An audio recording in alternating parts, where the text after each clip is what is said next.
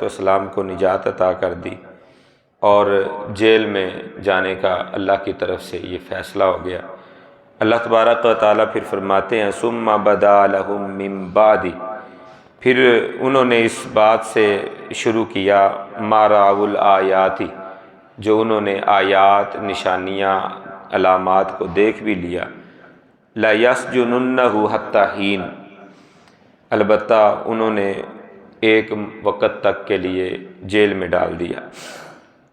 وہ آیات جو اللہ تبارک و تعالیٰ نے یہاں پہ بیان کی کہ الآیات، وہ آیات کیا تھی؟ ان آیات میں سے ایک نشانی تو یہ تھی کہ عزیز مصر کی بیوی کے خلاف شہادت دینے والے ان کے اہل خانہ میں سے ہی تھے۔ عزیز مصر کی بیوی کا قصوروار ٹھہرایا جانا، عزیز مصر نے خود اسے تسلیم کیا تھا اور اسے قصوروار ٹھہرایا۔ تیسری علامت اور نشانی یہ تھی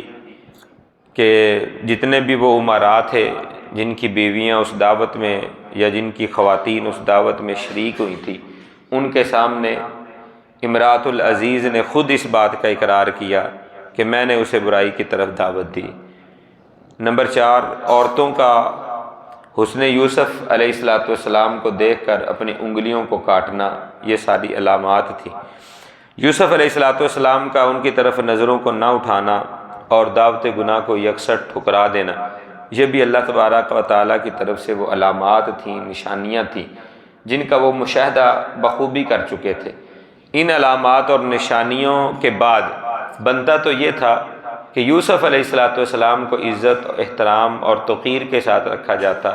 لیکن انہوں نے اس کے برعکس لَيَسْجُنُنَّهُ حَتَّى حِينٍ کا فیصلہ کیا کہ ایک وقت تک انہیں جیل میں ڈال دیا جائے۔ اس کے پیچھے بھی علماء مفسرین نے بہت سی باتیں لکھی ہیں۔ ایک تو یہ لکھا کہ جو عورت تھی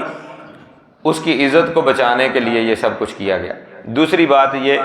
کہ یوسف علیہ السلام ذرا اس کو سائڈ پہ کر دیتے ہیں اور پھر معاملہ شاید ٹھنڈا ہو جائے، اس لیے یہ سب کچھ کیا گیا۔ تو اس سے ہمیں یہ پتہ چلتا ہے کہ انصاف، عدل کا تقاضا جو ہوتا ہے اس کو انسان کو ہر حال میں ملوث خطر رکھنا چاہیے کہ چاہے اپنے ہوں یا بیگانے ہوں، جب عدل و انصاف ہو تو پھر انصاف کے تقاضوں کو پورا کیا جائے۔ دین اسلام کا بھی یہی حکم ہے۔ نبی اکرم صلی اللہ علیہ وآلہ وسلم کو بھی اللہ نے اسی بات کا حکم دیا کہ آپ عدل کریں، انصاف کریں، اس کے مد مقابل چاہے آپ کا کوئی اپنا قریبی ہی کیوں نہ ہو، عدل و انصاف کے تقاضے پورے کریں۔ دوسرا ہمیں یہاں سے یہ پتہ چلتا ہے کہ مصر کا جو معاشرہ تھا، اس مصر کے معاشرے کے اندر عورت کو کس قدر اہمیت دی جاتی تھی یا مرد کی کس قدر بے توقیری تھی کہ مرد کی کوئی حیثیت نہیں تھی اور عورت کو بڑا مقام دیا جاتا تھا۔ اسلام نے عورت کو بڑا مقام دیا ہے، اس میں کوئی شک نہیں ہے، لیکن قوام اللہ تعالیٰ نے مرد کو بنایا ہے۔ الرجال قوامون علی النساء، اللہ تبارک و تعالیٰ نے سربراہی، قیادت اور معاملات کو حل کرنا یہ ذمہ داری مرد کی لگائی ہے، عورت کی ذمہ داری نہیں لگائی۔ اور جن معاشروں کے اندر عورتوں کو سربراہ بنا لیا جاتا ہے وہ معاشرے کبھی فلاح نہیں پاتے، وہ حکومتی سطح پر ہوں یا غیر حکومتی سطح پر ہوں، گھر کے معاملات کی حد پر ہوں یا دوسرے معاملات کے اندر، جہاں پہ بھی عورتوں کو سربراہ بنایا جاتا ہے دین اسلام نے اس کی کسی صورت بھی تعریف نہیں کی، تحسین نہیں کی، بلکہ اس کے بارے میں دین اسلام نے سختی سے کہا ہے کہ ایسا معاشرہ کبھی فلاح نہیں پا سکتا۔ یہاں پہ بھی کئی قباحتیں موجود ہوتی ہیں، حکومتی سطح ہو آپ اس میں دیکھ لیں اور غیر حکومتی سطح ہو اس میں دیکھ لیں کہ جہاں پہ بھی مردوں اور عورتوں کا اختلاط ہوتا ہے وہاں پہ برائیاں جنم لیتی ہیں، وہاں پہ کئی قسم کی خرابیاں جنم لیتی ہیں، یعنی تباہی و بربادی کی طرف انسان چلا جاتا ہے۔ تو اللہ تبارک و تعالیٰ نے مخصراً یہ کہ مرد کو قوام بنایا ہے، سربراہ مرد کو بنایا ہے، مرد کو قیادت عطا کی ہے۔ تو مالک کائنات نے، خالق ارض و سما نے اس چیز کا جو اہتمام کیا، اس کے اندر ظاہر بات ہے خیر ہے، بھلائی ہے، اور جہاں پہ یہ خیر اور بھلائی کے معاملات انسان ہٹ جاتا ہے تو وہاں پہ پھر جو ہے نا بے توقیری ہوتی ہے معاشرے کی بھی، اور جن کو اللہ تبارک و تعالیٰ نے عزت اور احترام سے نوازا ہوتا ہے ان کی بھی بے توقیری ہوتی ہے۔ اس کے بعد ہم دیکھتے ہیں کہ رؤسائے مصر جو تھے، مکہ کے جو مصر کے جو سرداران تھے اس وقت، یا وزیر تھے، مشیر تھے، ان کا ایک فیصلہ جو ظلم و جور کے اوپر مبنی تھا کہ انہوں نے حضرت یوسف علیہ السلام کو عزت اور توقیر دینے کی بجائے جیل کے اندر ڈال دیا۔ لَيَسْجُنُنَّهُ حَتَّىٰ حِينٍ، جیل کا فیصلہ یوسف علیہ السلام کے لیے کیا جو ظلم کے اوپر مبنی تھا، حالانکہ اس کے برعکس فیصلہ ہونا چاہیے تھا، جس طرح میں پہلے عرض کی۔ تو یوسف علیہ السلام جب جیل میں گئے تو جیل میں جانے کا جو انداز تھا وہ بھی بڑا تحقیر کے اوپر مبنی تھا کہ یوسف علیہ السلام کو جس طرح تفاسیر میں تفسیر روح المعانی میں ہے کہ گدھے کے اوپر سوار کیا گیا اور ڈھول پیٹا گیا، یعنی تاکہ یہ تشہیر کر دی جائے کہ یوسف علیہ السلام نعوذ باللہ جھوٹے تھے اور وہ عزیز مصر کی جو بیوی تھی وہ بالکل درست تھی۔ انہوں نے عزیز مصر کی بیوی کو بہلانے پھسلانے کی کوشش کی ہے، لیکن اللہ کا معاملہ، اللہ کی جو مشیت ہوتی ہے اس کے اوپر کوئی کچھ نہیں کہہ سکتا۔ آخر ایسے ہی ہوا، یوسف علیہ السلام جیل میں چلے گئے اور معاملہ جو ہے نا وہ ادھر کا ادھر نظام چینج ہو گیا بظاہراً، لیکن اللہ کی مشیت، اللہ کی رضا کچھ اور تھی۔ اللہ کچھ اور چاہتے تھے کہ یعنی جیل میں لے جا کر وہ سختیاں اور مصائب حضرت یوسف علیہ السلام کو جھیلنے پڑے، اور پھر یوسف علیہ السلام ان سے جو ہے نا جس طرح کندن ہو کر سونا باہر نکلتا ہے، اس طرح یوسف علیہ السلام کندن ہو کر باہر نکلے۔ یوسف علیہ السلام جس دن جیل میں انہیں بھیجا گیا، اس دن یوسف علیہ السلام کے ساتھ دو اور بندوں کو بھی جیل میں بھیجا گیا۔ ایک بادشاہ کا ساقی تھا جو بادشاہ کو پانی وغیرہ پلاتا تھا، اور ایک ان کا باورچی تھا، نگران تھا کھانے کا۔ ان دونوں کو بھی یہ الزام تھا کہ انہوں نے بادشاہ کو زہر دینے کی کوشش کی ہے، تو انہیں بھی جیل کے اندر ڈالا گیا۔ یوسف علیہ السلام جب جیل میں گئے تو اب یوسف علیہ السلام کا کردار کیا تھا؟ اصل آج کا ہمارا عنوان یہ تھا۔ یوسف علیہ السلام کو جیل میں ڈالا گیا، حالانکہ چاہیے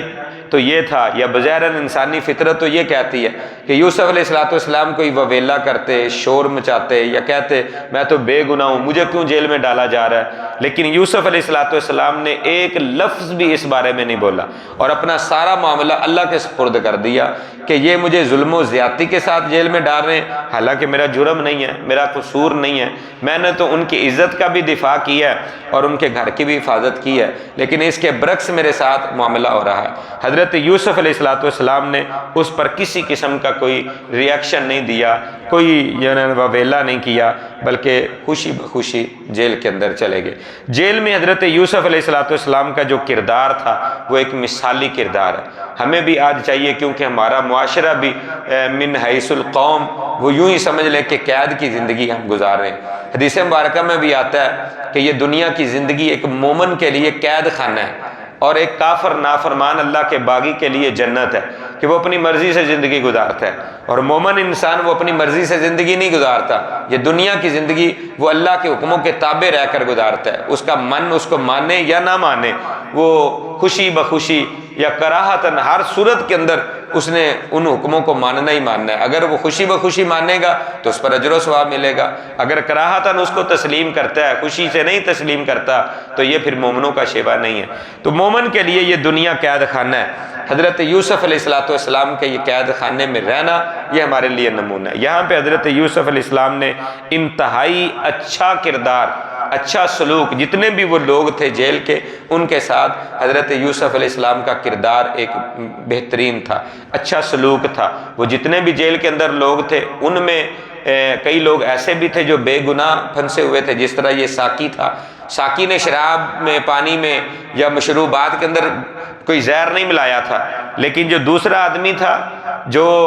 کچن کے اندر جس کی ڈیوٹی تھی، کھانے کے اوپر مامور باورچی جو تھا، اس نے زہر ملایا تھا بادشاہ کے دشمنوں کے ساتھ مل کر۔ یہ مجرم تھا لیکن وہ بے گناہ تھا۔ مطلب یہ کہ جیل کے اندر بے گناہ بھی لوگ ہوتے ہیں، مجرم بھی لوگ ہوتے ہیں، دونوں طرح کے لوگ ہوتے ہیں۔ تو ہمارے معاشرے کے اندر بھی دونوں طرح کے لوگ موجود ہیں، کچھ بے گناہ ہوتے ہیں اور کچھ جو ہے نا وہ گناہ گار ہوتے ہیں۔ تو ایسے معاشرے کے اندر ایک مسلمان کو یہ نہیں سوچنا چاہیے کہ یہ گناہ گار ہے،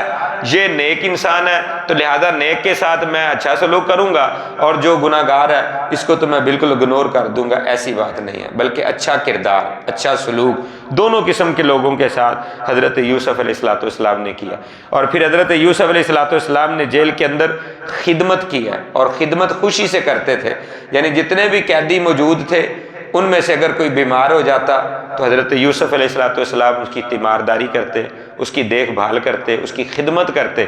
یعنی یہ خدمت کرنا، حالانکہ یوسف علیہ السلام کریم النسل تھے، باپ نبی تھا، دادا نبی تھا، پردادا نبی تھا، عزتوں عظمتوں والے تھے، لیکن خدمت میں عظمت سمجھ رہے ہیں، خدمت میں برکت سمجھ رہے ہیں، اور ان کی خدمت کیا کرتے، بیمار کے پاس جاتے، تیمارداری کرتے، اس کی دیکھ بھال کرتے۔ یہ تمام معاملات کو حضرت یوسف علیہ السلام سر انجام دیتے۔ جو غم زدہ لوگ ہوتے، یعنی جیل کے اندر مشقت ڈالی جاتی ہے، یہ کام کرنا ہے، یہ کام کرنا ہے، یعنی آج کی ہماری جیلیں تو تھی نہیں، اس دور کے اندر قید با مشقت ہوا کرتی تھی، سارے کام قیدیوں سے لیے جاتے تھے کہ یہ کام بھی تم نے کرنے ہیں، یہ کام بھی تم نے کرنے ہیں۔ تو حضرت یوسف علیہ السلام کے ذمے جو جیلر کی طرف سے کام لگایا جاتا اسے بھی سر انجام دیتے، اور جو بیمار بندہ ہوتا یا کمزور ہوتا، ضعیف ہوتا، اس کے حصے کا کام بھی حضرت یوسف علیہ السلام کر دیا کرتے۔ کس قدر اعلیٰ کردار تھا حضرت یوسف علیہ السلام کا کہ معاشرے کے اندر آپ کی ذمہ داری صرف یہ نہیں ہے کہ آپ جی رہے ہیں، آپ کی ذمہ داری یہ نہیں ہے کہ صرف آپ کو اپنی فکر ہونی چاہیے،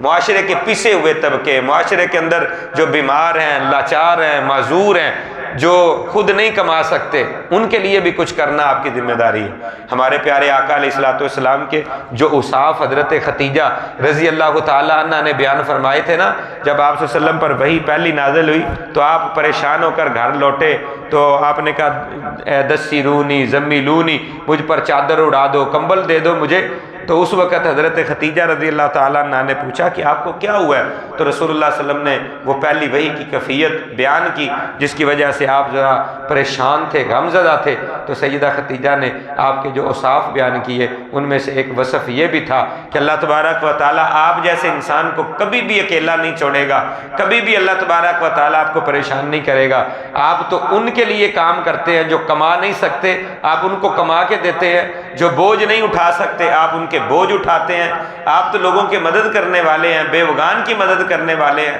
تو آپ صلی اللہ علیہ وسلم کے وہ اوصاف سیدہ خدیجہ نے بیان کیے، یعنی دوسرے معاشرے کے اندر جو رہنے والے دوسرے لوگ ہیں، جو آپ کا حصہ ہیں، آپ کے معاشرے کا حصہ ہیں، ان کے لیے اللہ کے پیارے نبی صلی اللہ علیہ وسلم کی سیرت و کردار ہمارے لیے نمونہ ہے۔ تو حضرت یوسف علیہ السلام نے بھی جیل کے اندر یہ کردار پیش کیا، جو کمزور ناتواں ہوا کرتے تھے ان کے کام خود کر دیا کرتے تھے، بیماروں کی مرہم پٹی کرتے، ان کی دیکھ بھال کرتے، ان کے پاس بیٹھتے، ان کی غم جوئی کرتے، ان کے جب غم پریشان وہ ہوتے تو ان کو حوصلہ دیتے کہ پریشان ہونے کی ضرورت نہیں ہے۔ حضرت یوسف علیہ السلام کا یہ مثالی کردار تھا، جہاں پہ حضرت یوسف علیہ السلام نے لوگوں کے ساتھ یہ اپنا اچھا کردار، اپنا رویہ رکھا، جس کی وجہ سے یوسف علیہ السلام جیل کے جتنے لوگ تھے ان سب کے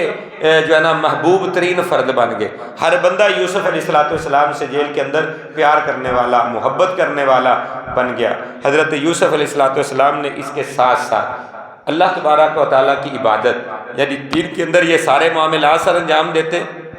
اور رات کو اللہ کی عبادت کے اندر اپنی زندگی کو گزارتے، لمبی لمبی اللہ سے دعائیں کرتے، عبادت کے اندر مصروف ہوتے۔ حضرت یوسف علیہ السلام کا یہ بہترین کردار تھا جو قابل تحسین اور ہمارے لیے قابل نمونہ ہے کہ حضرت یوسف علیہ السلام نے نہ حقوق اللہ کو وہاں پہ بھلایا اور نہ حقوق العباد کو بھلایا۔ یہ دونوں چیزیں لازم اور ملزوم ہیں، یعنی حقوق اللہ کا بھی خیال کرنا یہ بھی بہت ضروری ہے۔ ہمارے معاشرے کے اندر یہاں پہ بھی افراط و تفریط کا شکار ہو گئے۔ بعض لوگوں نے یہ سمجھ لیا کہ صرف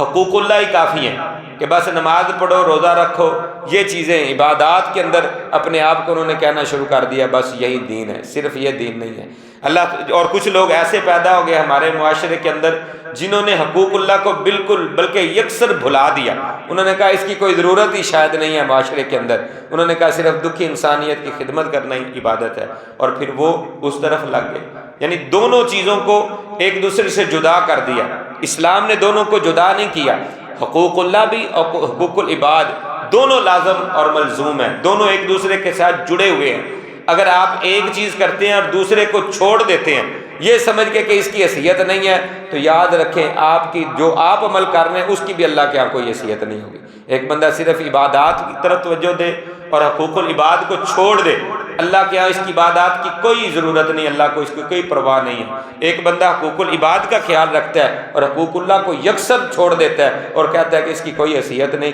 ایسے بندے کے اعمال کی بھی اللہ کے یہاں کوئی اجر و قیمت نہیں ہے۔ تو میرے پیارے بھائیوں، معاشرے کے اندر رہتے ہوئے معاشرے کے پیچھے ہوئے طبقے کا بھی خیال رکھنا، حضرت یوسف علیہ السلام کی قید کی زندگی سے ہمیں سبق ملتا ہے، اور اللہ تبارک و تعالیٰ کے حقوق کا بھی خیال رکھنا، یہ بھی ہمیں سبق ملتا ہے۔ اللہ تبارک و تعالیٰ سے دعا ہے، اللہ خالق کائنات مالک ارض و سما ہمیں جو اللہ کی طرف سے ہماری ذمہ داریاں لگی ہیں وہ حقوق العباد کے حوالے سے ہوں، حقوق اللہ کے حوالے سے ہوں، اللہ تعالیٰ انہیں ادا کرنے کی ہمیں توفیق عطا فرمائے۔ آمین یا رب العالمین، وما علینا الا البلاغ۔